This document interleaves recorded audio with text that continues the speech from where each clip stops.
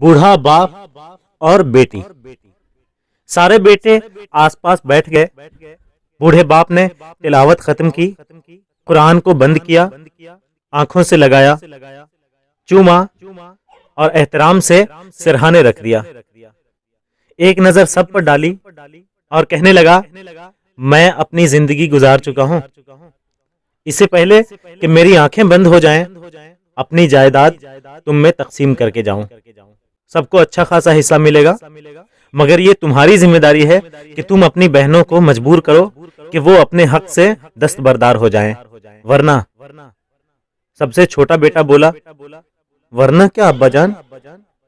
بوڑھے باپ کے چہرے پر کئی تلخ لہریں آئیں اور گزر گئیں۔ خشک ہونٹوں پر زبان پھیر کر بولا، ورنہ تمہارے باپ کی زمین غیروں میں چلی جائے گی۔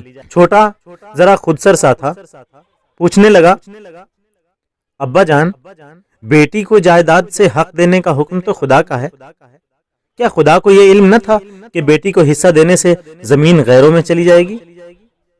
کمرے میں خاموشی چھا گئی۔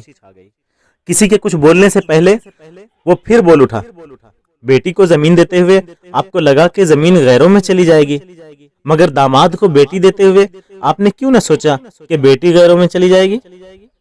میں اپنا فیصلہ کر چکا ہوں، مگر اب آپ اپنے فیصلے پر نظر ثانی کر لیجئے کہ آپ کے لیے بیٹی قیمتی ہے یا زمین۔